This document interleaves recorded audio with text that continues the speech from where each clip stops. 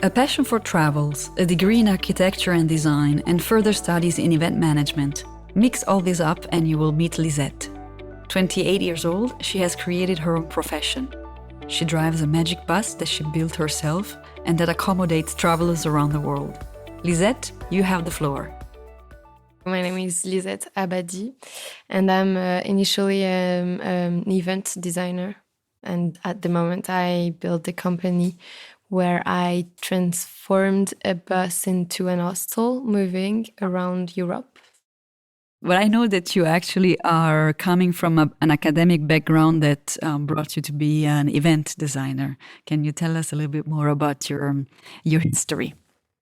So I started my studying is in technical architecture. So it was all about technical, so no creativity. So I had a 2 years diploma in that, and then I changed to do interior design and scenography, which is event design.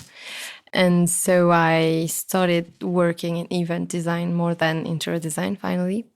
Yeah, and my last year I did it in a commercial school to be able to do the business plan and everything for Magic Bus. So yeah, I know it's a bit confusing, but it's like I did 4 different schools and so 4 different diplomas, but in the same field. So you said there was a few schools, right? Was one of them architecture, or is it you talk about science, like commercial studies? Can you tell me a little bit about the path that took you then to becoming a first of all event designer and then bus designer and hostel host, magic bus hostel host? At first, I wanted to be architect, so that's why I did the technical studies. And then I found it too technical, so I wanted more creativity and extra. So I went into interior design, and then I went on a gap year where I finally have the idea of a magic bus. So when I came back, I decided to continue my study in order to be able to build the bus. So that's why I went to scenography and event design, because it taught me a lot of creativity and organization also, because it's also about the planning of events and everything. And then the commercial aspect was completely an aspect like outside of the whole path, I think. But it was just basically to understand how I could build a company. And so that's where I started. But in the middle, to understand better, in the middle of my study, I just stopped to travel for 1 year, and I have the idea. And then from there, I just continue my study according to what I needed to build this company. So between your studies and the ideas and the travel that you made in between, what were the elements that made you decide to build a bus out of nothing and then create a new business? I had the idea during my gap year. So because I went traveling for 4 months by myself in New Zealand, and I tried a lot of way of traveling, which was hitchhiking and hostel and just by bus and then sleeping like in tents or something like that. So I wanted to find a way to travel where I can find people and meet people from all over the world, like in hostel, but being able to go everywhere like in van. So that was the idea at first. So I was like, okay, we should have like a big van, a huge van where we can just make people sleep in and travel with me. And that was the idea. And then the other reason was I would be able to continue traveling while working. So that was a plus. That was the idea in the middle of my studies. And then I think each part of my studies helped to build this, because the technical part, because I built the entire interior by myself. So I designed it and then I just built it. So that was useful for me to have the skills about architecture and everything, because I knew how to at least design things. I didn't know building exactly, but at least design them. And then all the planification and everything with the event studies that I did, and for the business part with the commercial studies that I did. You said that you left in the middle of your studies when you were studying architecture, I believe, anyways, interior design and things. And then you left to do a gap year, so traveling around. Why did you leave? I don't know exactly why. I knew I wanted to go out. At that moment, my parents weren't living in France because they were living in Canada. And so I didn't have a lot of reason to stay in France, kind of, except from my friends and my sister that was still here. So I started the gap year in going to Canada to join them for 6 months. And then I went to New Zealand by myself. So that, I think it was the reason why, I guess. So now about your passion for, let's say, designing and traveling and making something that is suited to your lifestyle and your needs. How long did it take to actually build the bus, and what does the bus have that is so special? Magic Bus is a hostel on wheels. So basically, the concept is that I do big trips. For example, a 4-month trip that people can just rent for a week, a part of it. They can rent for a week a part of this trip. Yeah, so that's the concept. From the beginning, it changed a little bit with COVID-19 and everything. I mean, the concept is still the same, but I do also other things. And it took me, I think, now it's 4.5 years, because I started to build the business plan and to find money to do it and etc. So I started that in Montreal, in Canada.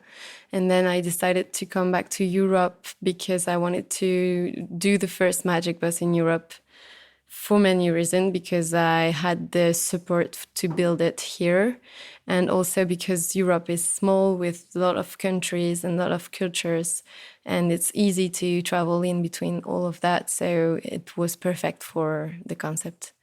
So yeah, I started, I think, maybe 1 year in Canada while working. So I was building the business plan and working on the side in event design. And then I came back to Europe, and I was still working a little bit in freelancing.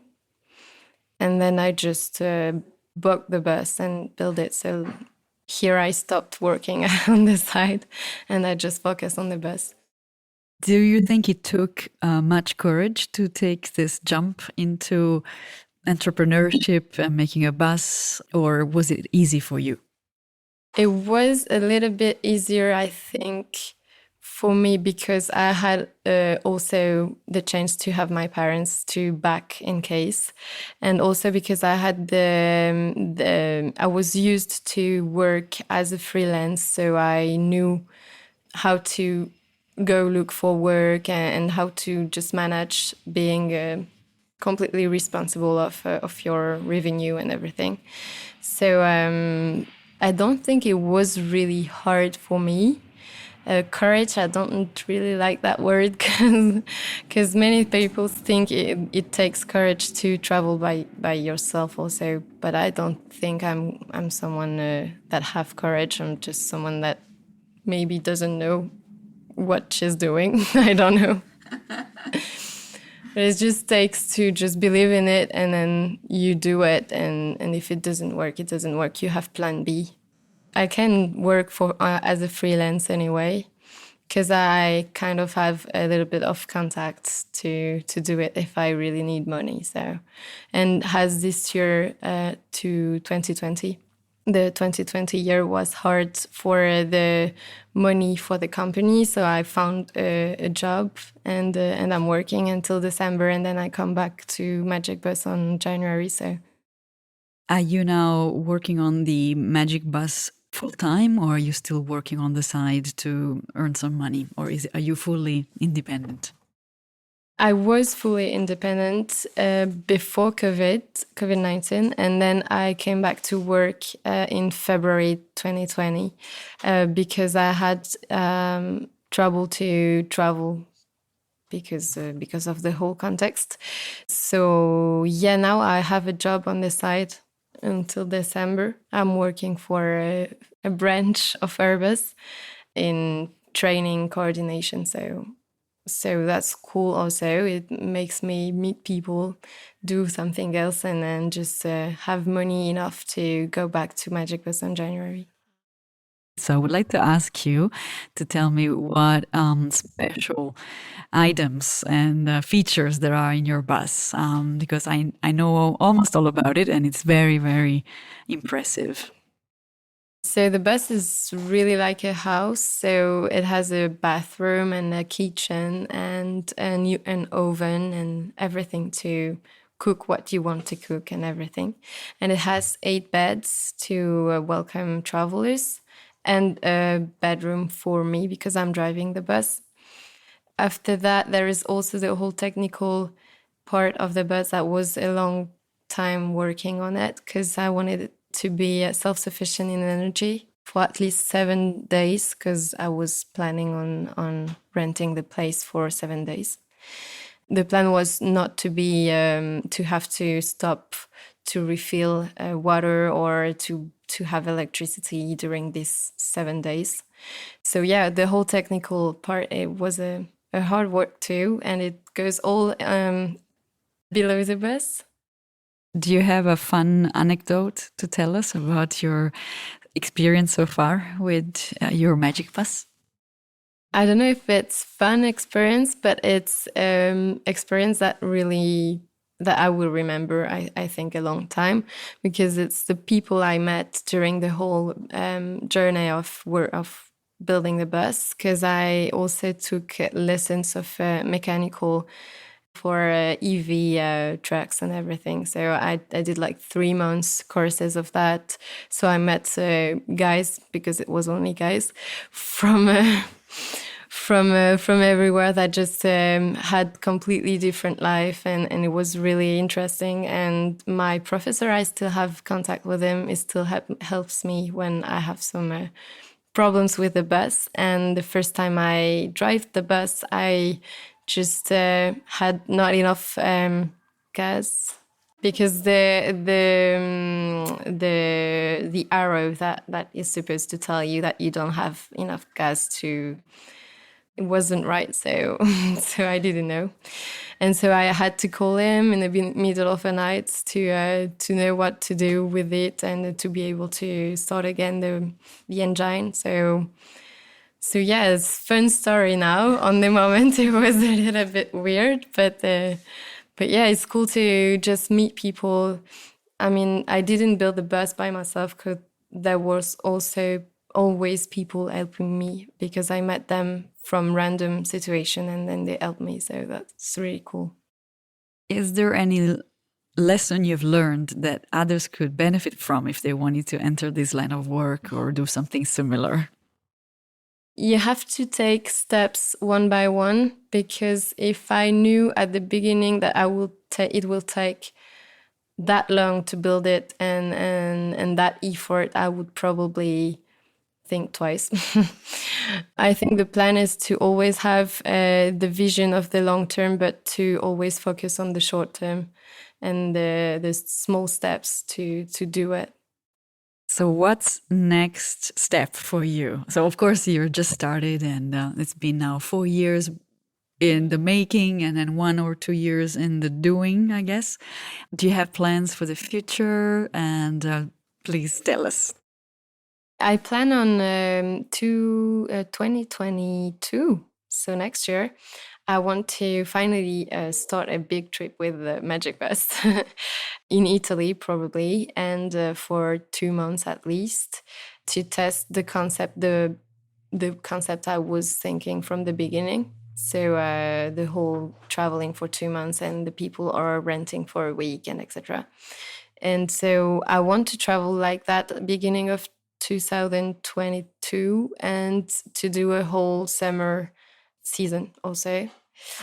And I think I will just think of 2022 because the experience show that if I think more than that, it doesn't happen anyway. So So yeah, on that note, I wish you all the best. And I believe you have a website. It's magicbuzzworld.com, right? Okay, so I'm really happy that you have spoken to my podcast, and I am sure they're going to be inspiring a lot of people. And if you have anything else you want to say, please do. Thank you for hosting me in this podcast. No, I think it's a good journey. Honestly, I think the best part is the journey to build everything and to make it happen more than just it happens. So just enjoy the whole journey, I think, if you do something like that. The best lesson I've learned today is to take things one step at a time, and that courage is a state of mind. We are who we are from the choices we make and the things that happen to us along the way. Good luck, Lisette, for the next decades of your beautiful life.